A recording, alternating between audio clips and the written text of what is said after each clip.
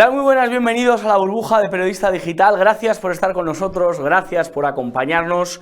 Mañana es un día especial para Periodista Digital porque mañana tenemos la oportunidad de escuchar a cuatro grandes de esto del periodismo, a cuatro personas que, bueno, pues nos van a dar una lección magistral de lo que es el periodismo en los tiempos de la coldosfera, en los tiempos de la corrupción, en este caso, que salpica al Partido Socialista. Alfonso Rojo, Álvaro Nieto, Eduardo Inda y Benjamín López, directores de Objective, OK Diario, Es Diario y Periodista Digital, van a estar presentes en el espacio Maz Búnker, antes se llamaba de otra manera, Maz Búnker, en la calle Molina de Madrid. Ahí tienen el cartel donde están viendo toda la información, y si se quieren inscribir, que deberían hacerlo, mañana a las 6:30 de la tarde, pues tienen aquí un correíto de peticiones@periodistadigital.com y ahí pues se pueden apuntar y así nos visitan. Después rodaremos el programa del Pentagrama, los presentadores de Periodista Digital. Así que nada, mañana,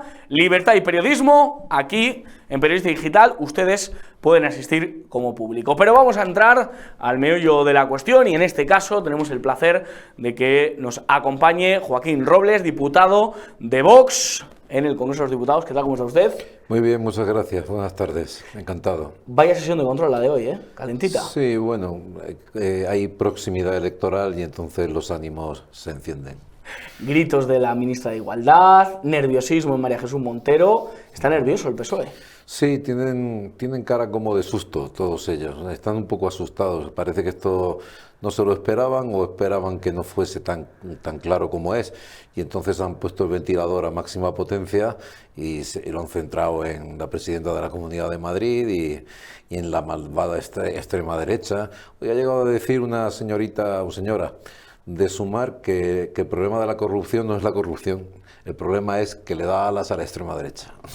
Esto pasa también cuando hay, por ejemplo, un delito de un inmigrante. También dicen algunas presentadoras que esto da alas a la extrema derecha. Bueno, que se lo digan a los vecinos que lo padecen y a todos los españoles que padecemos la corrupción del PSOE. Usted en la última semana se hizo bastante viral por una intervención en la que dijo, mire, se acabó. ¿Nos puede contar un poco el contexto? Porque bueno, fue en una comisión en la que bueno, pues usted se cansó de que en este caso un diputado de Sumar le llamara fascista y le llamara de todo. Sí, Jorge Puello, que es diputado de la Xunta Aragonesista, y presentó una proposición no de ley contra la censura. Es decir, un señor que defiende la ideología woke, que son campeones mundiales de la censura. Yo le leí pues, toda una lista de obras de cine, de teatro, de libros prohibidos por la censura woke. Y entonces nos acusan a nosotros de censurar porque un concejal de un pueblo que acaba de entrar como concejal se ha visto la programación cultural que había de la corporación anterior, del PSOE, y entonces ha quitado lo que, obviamente, según sus ideas, según su visión del mundo, según su moral, pues, y entonces eso es censura. Es una cosa increíble. Y luego, en el transcurso de esa intervención que tuvo, que se puso a hacer poesía ridícula, pues nos llamó tontos. Dijo que la ultraderecha se caracterizaba por ser tontos y por ser fascistas, dijo.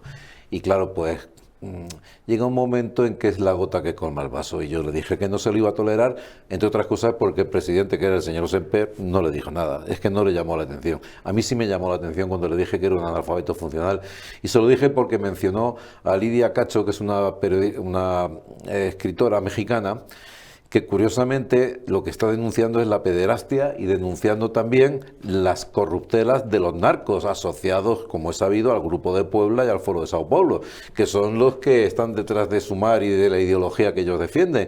Y entonces la pone como ejemplo porque ha sido no vetada, sino que bueno, el concejal aquel pues pensó que esa obra no era oportuna. Y entonces le dije, bueno, usted no sabe nada, usted no sabe ni quién es Lidia Cacho, ni sabe que están en contra del PRI, del Partido Revolucionario Institucional, y le dije, usted es un analfabeto funcional. Y entonces él dijo, profe, que me lo ha dicho 2 veces. Es muy cansino, ¿no?, cómo tratan a Vox en las instituciones, tanto la señora Armengol, la pasada legislatura vimos a la señora Batet también, por ejemplo, echarles de una tribuna por llamar terroristas a los terroristas. Es cansado, ¿no? Es cansado, sí. Y además, lo más lamentable de todo es que el PP aplaude con las orejas esto. Es decir, hemos asistido en esta legislatura, como en la pasada, a un entendimiento completo entre el Partido Socialista y el PP para repartirse las comisiones, para que Vox no tenga representación en ningún sitio. El estar fuera de la mesa te priva de muchas cosas. Por ejemplo, yo he sido el ponente de la ley que acaban de aprobar, que es una chapucilla, la Ley de Escuelas Superiores de Artes, y cuando llego a la ponencia me encuentro con que todas mis enmiendas han sido eliminadas. Y cuando pregunto la razón me dicen, no, es que como no tienen posibilidades de salir, ya les dije, bueno, pues tendrán ustedes ciencia infusa, porque ¿cómo saben que no tienen? Es decir, porque la mesa se había reunido antes, se había decidido que las enmiendas de Vox ni se votaban. Esto saltándose el reglamento, saltándose el reglamento, porque la ponencia lo único que tiene que hacer la mesa lo único que tiene que hacer es calificar las ponencias, las enmiendas a la ponencia. Estamos de verdad ante una realidad no solo antidemocrática, sino que está superando todos los principios que hacen que, oye, que una sociedad pueda funcionar y que un parlamento se cumplan las funciones propias del mismo. ¿Señor Urtasun es uno de los ministros más peligrosos que tenemos en el Consejo de Ministros? Desde el punto de vista ideológico, desde luego, porque eso, yo le dije que era un hispanófobo de manual. Es un digno representante de la cultura woke, y entonces pues toda la leyenda negra en vena, toda esta idea de decolonizar los museos que viene apoyada por la UNESCO. Comentaba yo que la UNESCO, que ha declarado 117 monumentos de la hispanidad como patrimonio material o inmaterial de la humanidad, al mismo tiempo dice que esos monumentos son cultura colonial. O sea, esto es una cosa pues, increíble. Y este individuo, que es, bueno, pertenece a una élite, esta élite que por lo visto se dedica a comprar arte en las galerías, ¿no? Entonces dijo que era una reivindicación histórica el rebajar el IVA de las galerías de arte. Una reivindicación histórica. O sea, déjese usted de reivindicación histórica por el salario mínimo o por la revolución del proletariado. No, el IVA de las galerías de arte. Y entonces, bueno, pues yo creo que el problema es que esta gente está tan embebida de este relato maniqueo de unos buenísimos que amamos los pobres y tal, aunque no vivimos con los pobres, aunque nos importa un bledo la situación que tienen y lo único que hacemos es darle paguitas para que estén más o menos conformes con la sopa boba. Y entonces esta idea de que ellos tienen de que el resto somos una especie de ogros a quienes sencillamente pues hay que expulsar de la vida pública aunque tengamos 3 millones de votos, y en eso estamos. Si por el señor Urtasun fuese, si tuviera mayoría absoluta, si él tuviera el poder omnímodo dentro de ese Ministerio de Cultura, ¿qué pasaría en España? Pues seguramente, bueno, la suerte es que eso no puede ser, ¿no? Y que hay resistencias por todos sitios, en principio nosotros. Pues seguramente sería el Ministerio de Cultura, sería un foco, bueno, ya lo es, un foco de agitación de la cultura woke, de lo que llamamos la cultura woke, que viene, como sabes, de la palabra despierto, y que tenía algún sentido en los años 50 o 60, cuando las reivindicaciones justas de las minorías raciales en Estados Unidos por tener un estatuto y una igualdad ante la ley, que eso es justo. Pero a partir de ahí esto es una hoguera de las vanidades, y lo que hay ahora es que, bueno, pues todo está sacralizado. Si eres mujer, ya no es sacralizado. Si eres homosexual, es sagrado. Si eres minoría racial, sagrado. Hoy hemos conocido, por cierto, que Yolanda Díaz va a dar preferencia a las personas homosexuales para claro, eso, encontrar empleo y en el SEPE. Es una cosa tremenda, ¿no? Yo no sé qué hacen los calvos que no se reúnen y empiezan a exigir también ventajas, porque somos calvos. O, por ejemplo, los que ya tenemos una edad, podríamos decir que nos sentimos jóvenes y que nos pague el Estado las clínicas estas de rejuvenecimiento, que nos paguen el lifting, estas cosas, porque nos sentimos jóvenes.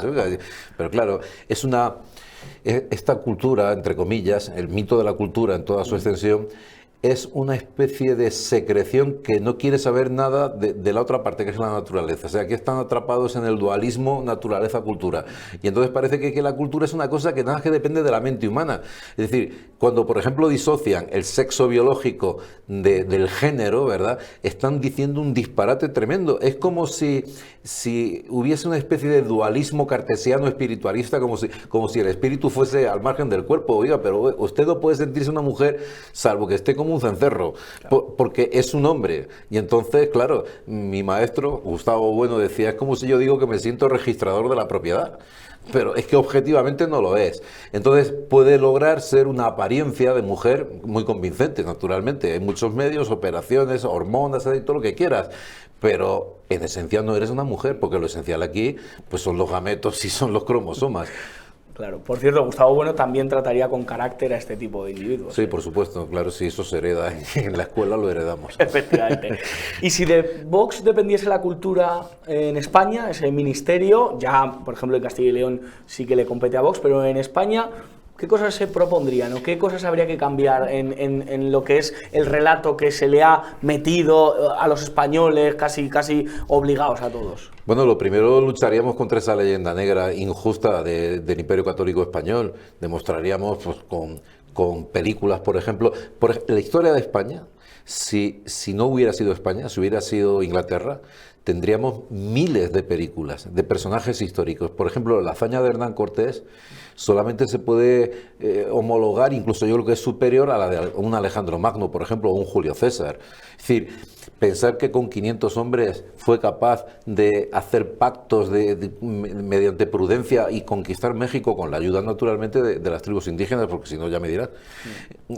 Yo creo que es importantísimo empezar a valorar la aportación de España a la civilización, que la UNESCO reconoce que es la civilización que más ha aportado a la humanidad. Y entonces llevamos ya muchísimos años de todo lo contrario, sin caer en la leyenda rosa. Quiero decir que las cosas se pueden hacer bien, que tampoco vamos a ir a andar por ahí diciendo, no, es que todo lo hicimos bien. Bueno, pues claro que hubo depredación puntual, claro que hubo injusticias, por supuesto, pero la norma básica fue el poblar. Esto ya se ve en Hernán Cortés, frente al gobernador de Cuba, que lo que quería era rapiñar, coger y largarse. Hernán Cortés dice, no, hay que poblar, hay que civilizar, básicamente. Y entonces, ¿por qué no vamos a avergonzar de eso? Eso es fundamental. Y luego, naturalmente, pues hay otras cosas que arreglar, como por ejemplo todas las subvenciones. Aquí no se puede vivir de subvenciones. Dice, no, es que es cultura. Dice, el cine es cultura y hay que subvencionarlo. Bueno, y el señor que hace canciones también es cultura, y el señor que pinta una fachada también es cultura, y no se te ocurre subvencionarlo. Es decir, si uno hace una producción cinematográfica, si quiere ganar dinero, tiene que ser buena, tiene que gustar a la gente, y si no, lo que no se puede decir es que como es cultura te la voy a financiar y luego no la ve nadie. Entonces, por eso tenemos a toda la alfombra roja de los Goya en contra, porque saben que se les acaban las subvenciones, como se les han acabado los sindicatos en Castilla y León, que están que se suben por las paredes. La que están montando, los sindicatos y todos estos miembros de la cultura.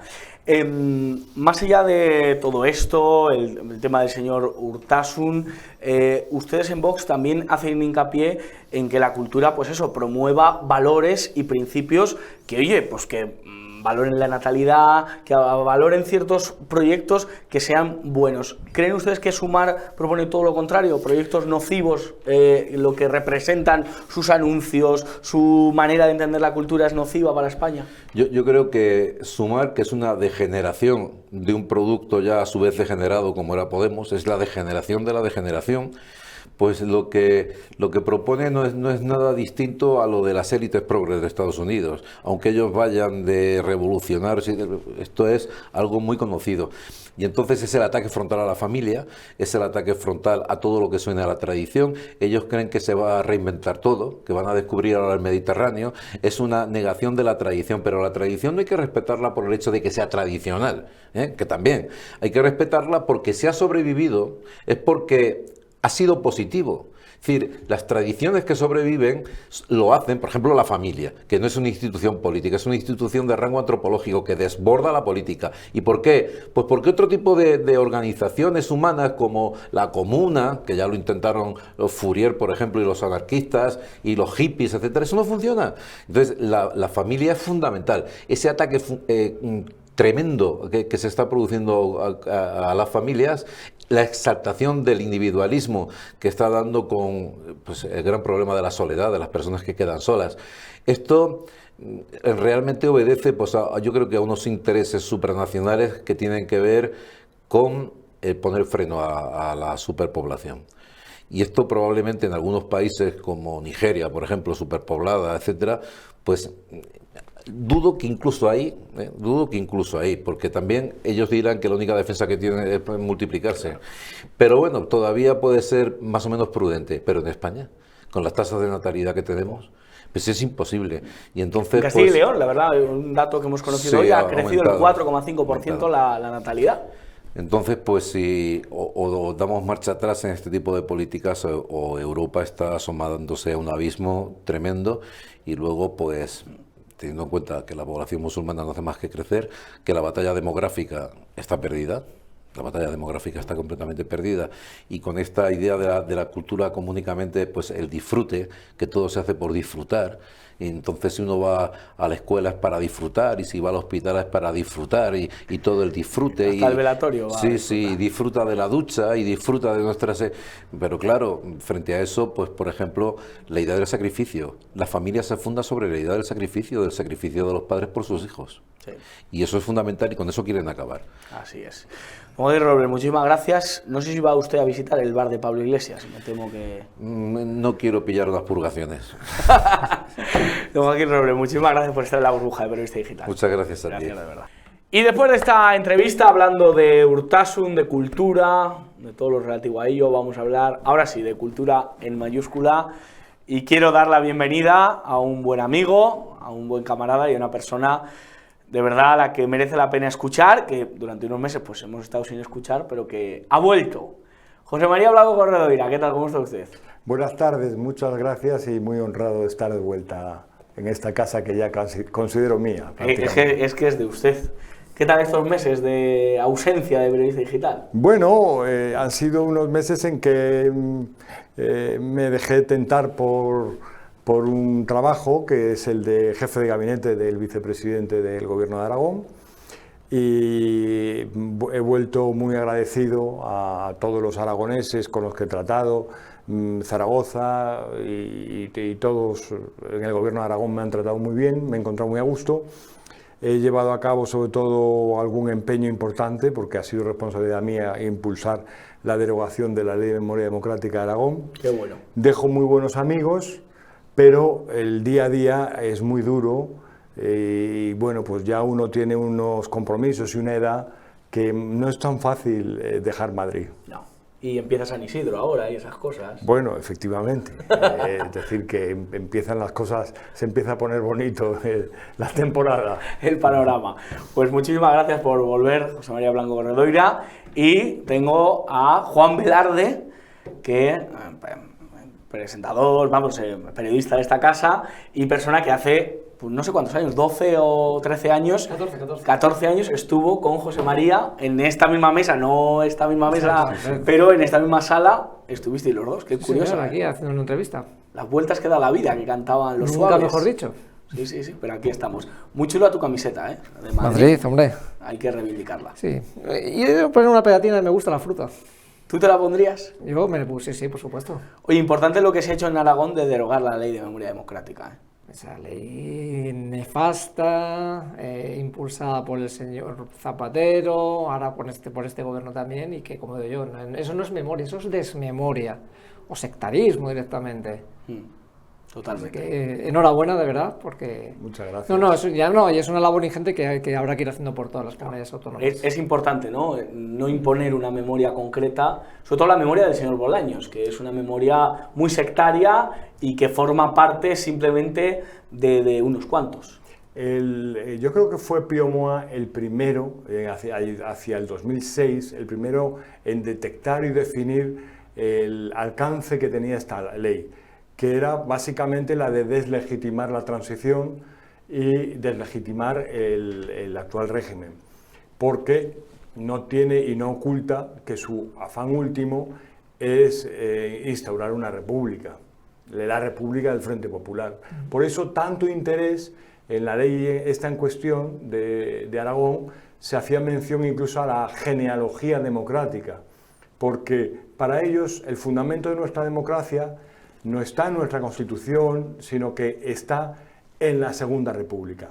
Por eso es tan necesario y era obligatorio el estudio, hasta para los estudiantes de segundo de bachillerato y de la selectividad, de lo que ellos llaman materias de memoria democrática.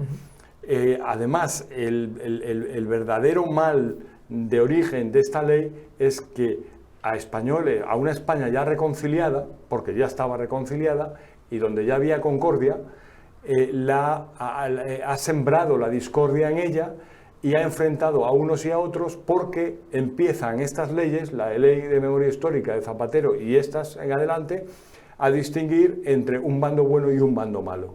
Y esto es absolutamente miserable. Y era lo que había, la reconciliación y la transición se hizo sobre la base que no se hizo solamente en la democracia, sino que se hizo ya con el primer decreto de prescripción de los delitos cometidos con anterioridad a la guerra, que es un decreto del año 69, porque se entendió que en la guerra pues todos los dos bandos habían cometido sus barbaridades, y sobre la base de que no había buenos ni malos se empezó a reconstruir, pero la reconciliación empezó ya en la época de Franco. Esto es necesario decirlo. Sí, sí, es necesario, y por eso hay que derogar toda esa bazofia.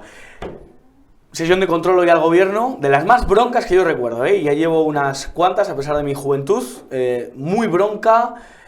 La ministra de Igualdad ha pegado unos berridos y unos gritos propios de una verdulera, con todo el cariño a las mujeres que nos ven y que venden fruta. Tremendo, ¿eh? Bueno, o simplemente viendo a la ministra de Hacienda y vicepresidenta primera, que hoy esta mujer, yo digo, esta se va a desarmar directamente.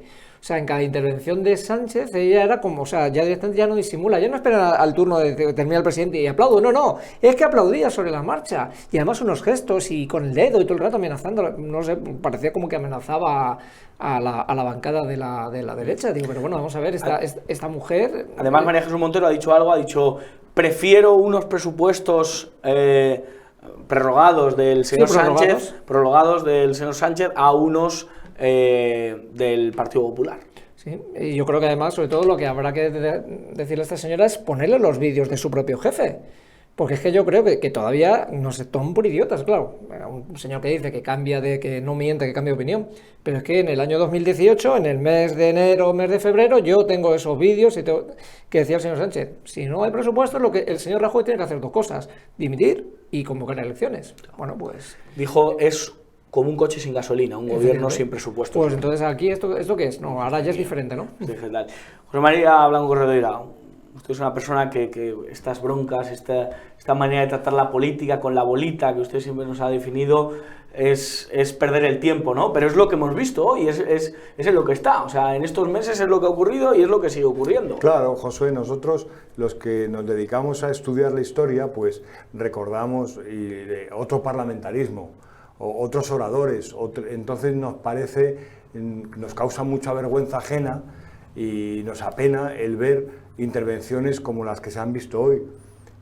Si hablamos de la ministra de Hacienda, María Jesús Montero, es verdaderamente lamentable su estilo, su intervención, porque además rebaja tanto el nivel que da la impresión de que el sistema que tenemos, de lo que necesitas precisamente es de un sufragio pasivo censitario, es decir, que no pueda ser elegido cualquiera, no puede ser elegida, esta señora no puede ser ministro. Reconocemos que es ministro, pues porque igual que tenemos que reconocer la autoridad del guardia urbano que nos para cuando circulamos, pero realmente, intelectualmente, culturalmente, educacionalmente, no es una persona con la categoría para ser ministra del Reino de España. ¿Cuál es el ministro que a usted más le saca de quicio de este gobierno? Probablemente ella, por el estilo que tiene, por la forma de hablar. Recordemos que es la que dijo, bueno, a un periodista a la salida del salón de pleno le dijo, esos son 1.000 millones, eso ni quita ni pone, chiqui, eso no es nada en un presupuesto.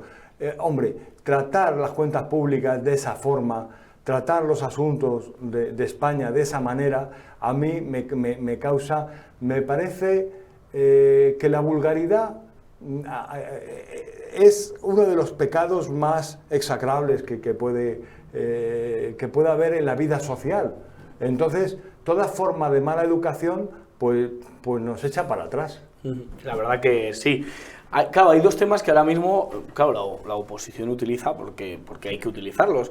Por un lado la amnistía y por otro el caso Koldo. El caso Koldo, que yo creo que ya no es el caso Koldo, es el caso PSOE directamente. Caso Sánchez, ¿no? Caso Sánchez. Sí. Además, sobre todo el nerviosismo cada vez que el nombre de Begoña Gómez sale a la superficie, hay que ver las caras de... Hoy no sé quién de la oposición lo dijo, no sé si fue Rafa Hernando, no, Sergio Sayas, fue Sergio Sayas el que dijo que le daba placer ver las caras de terror de Marlaska, de Óscar Puente, de Bolaños, de María Jesús Montero. Hablaba antes Blanco Rodríguez del nivel tan bajo que existe. Óscar Puente, No, o sea, el tipo que llama, perdónenme la expresión, de ojete Sí. a nuestros compañeros de The Objective. Ojete, además diciendo que dónde había acabado Sabater, en ese contenedor de porquería. Digo, bueno, vamos a ver, digo...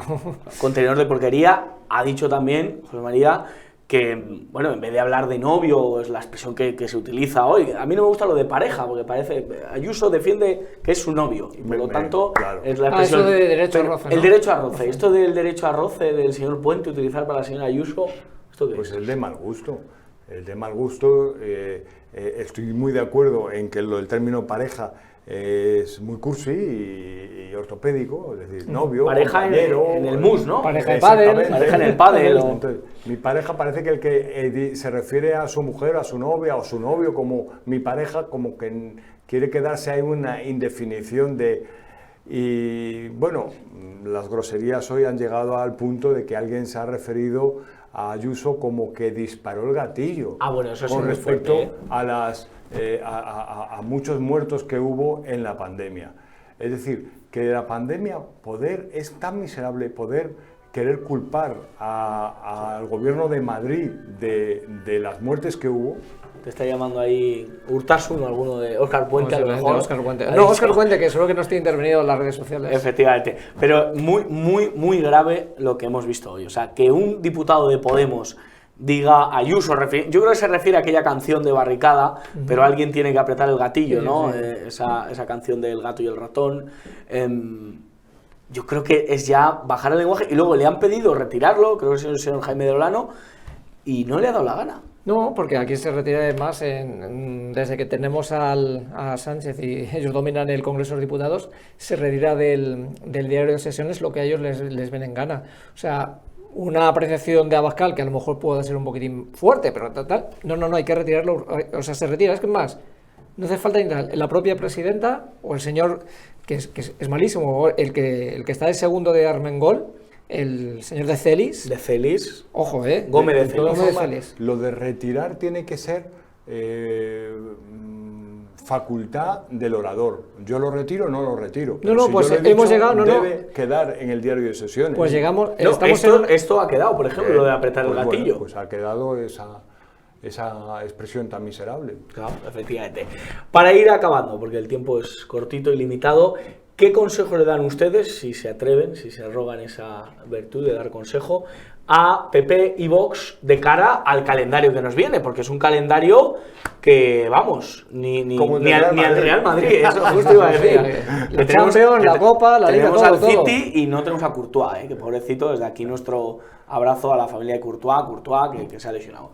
¿Qué consejo a PP y Vox? Elecciones vascas 21 de mayo, 21 de abril, 21 perdón, 12 de mayo las catalanas y 9 de junio las europeas. Vox hoy ha anunciado su viva en Vista Alegre, después justo de las catalanas, el 24, me parece. No, el 22. 18 y 19. 18 y 19. Ahí está Velarde siempre al quite.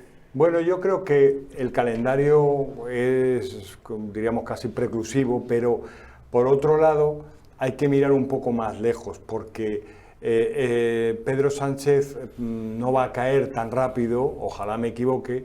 Incluso aunque cayera Pedro Sánchez, el problema de fondo que tenemos es que está marcando el guión la ETA y los los nacionalistas golpistas. catalanes. Por lo tanto, hay todo un guión de disolución de España y evidentemente eso es lo que hay que combatir, esté o no esté Pedro Sánchez. Entonces, porque si no está Pedro Sánchez vendrá otro, porque nosotros creíamos que nada podía empeorar a Zapatero, ¿verdad, Juan? Pues sí, y ha efectivamente. sido empeorado. Ha sido, vamos. Este es un ZP con hombros, versión 3.0. Le llamaban Bambi a Zapatero, ¿no? Entonces, Sí, sí, Bambi. Bambi, Este debe ser pensamiento Bambi. el ciervo... Así que yo creo que deben mirar al horizonte y luego tratar de buscar, de no hacerse demasiado daño entre ellos. Importante esto.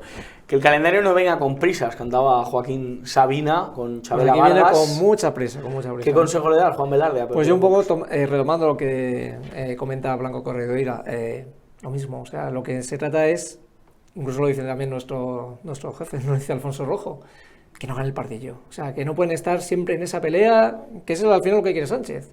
O sea, vamos a ver, las diferencias que puedan tener, chico, pues apárcalas. O sea, yo creo que es más lo que les une a Vox y al PP que lo que los separa. Y a veces estamos viendo en esas sesiones de control, yo muchas veces flipo cuando ves a Abascal, de repente interviene y dice, y chico, palos contra el Partido Popular, luego llega el del PP y palos contra Vox. Chico, que le estéis haciendo el juego al socialcomunismo. Porque el peso, de verdad, Juan, mal que nos pese, es una estructura de poder muy fuerte. Son monolíticos en ese sentido. Lo que decía Javier García Isaac en ese libro que no se han atrevido a desmentir, de la historia criminal del Partido Socialista, se ve que es una estructura muy fuerte, muy rodada, con carácter, con señas de secta mafiosa, y vendrá otro después de Pedro Sánchez. Sí, el PSOE es más que un partido, es un régimen, es un pensamiento, es una manera de ver la vida y hay que cambiarla, porque si no España no puede sonreír. La primavera, que empieza hoy, por cierto. Y un consejo al señor Feijóo, que no hay PSOE bueno. No Importante. Que no hay PSOE bueno. No hay PSOE. No lo ha habido nunca. El de González tampoco. Tampoco. Pero lo que pasa, claro, dices, en comparación con, tampoco, pues claro, parece, tampoco. pero no, Felipe tampoco. González es muy responsable. Los que hemos vivido, los que vivimos sobre todo la última parte del felipismo, sabemos cómo estaba España y que era un escándalo a diario. Y el Partido Socialista renovado del 76 fue el que introdujo y el que impuso el guión de las autonomías en nuestra Constitución. Así que no ha habido PSOE bueno. No ha habido PSOE bueno, ni lo habrá, me atrevería, si me permitís el atrevimiento.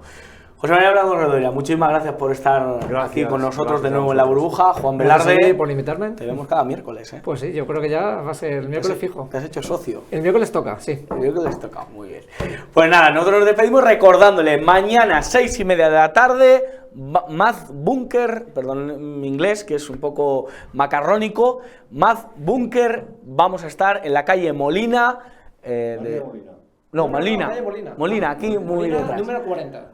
Me gusta, José María Corredoira es un gran cronista de Madrid, entonces se sabe las calles muy bien, pero es Molina aquí detrás, no caigan en el error de presentarse María Molina, calle emblemática de Madrid, calle Molina, muy cerquita de Avenida Asturias, muy cerquita de la Plaza de Castilla. Pues van a tener ustedes la oportunidad de escuchar a Eduardo Inda, a escuchar a Álvaro Nieto, Benjamín López y Alfonso Rojo, los directores de The Objective, OK Diario, Es Diario y Periodista Digital. 6:30 y después el pentagrama con Endongo, Eurico, Rebeca Crespo, Alfonso Rojo y un servidor.